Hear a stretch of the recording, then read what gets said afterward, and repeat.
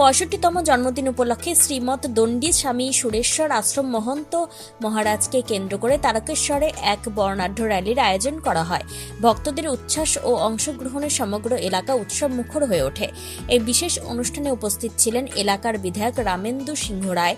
তিনি রাজবাড়িতে গিয়ে ফল ও মিষ্টি অর্পণ করেন এবং মহারাজের আশীর্বাদ গ্রহণ করেন। পরে তিনি ভোগ বিতরণ অনুষ্ঠানে উপস্থিত থেকে নিজ হাতে ভক্তদের মধ্যে ভোগ পরিবেশন করেন এবং ভোজন শেষে নিজেই পাতা তুলে সেবামূলক দৃষ্টান্ত স্থাপন করেন।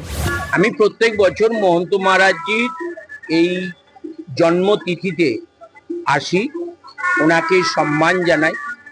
ওনাকে সামনে রেখে যে বিশেষ পূজা অর্চনা হয়, সেই পূজা অর্চনায় আরতি পর্যন্ত আমি ওনার ওই জায়গায় আমি থাকি। আজও আমি সেখানেতে ছিলাম।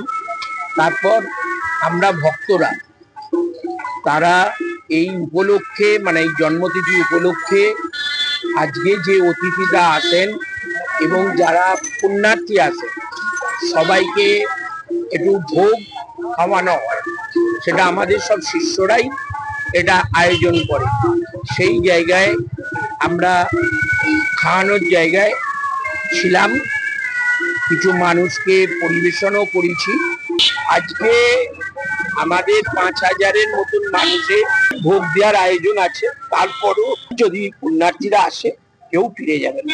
মহারাজের দীর্ঘায়ু ও সুস্বাস্থ্য কামনায় এদিন বিশেষ প্রার্থনার আয়োজন করা হয়। অনুষ্ঠানে আশ্রমের সন্ন্যাসী, ভক্ত ও স্থানীয় বাসিন্দাদের ব্যাপক উপস্থিতি লক্ষ্য করা যায়।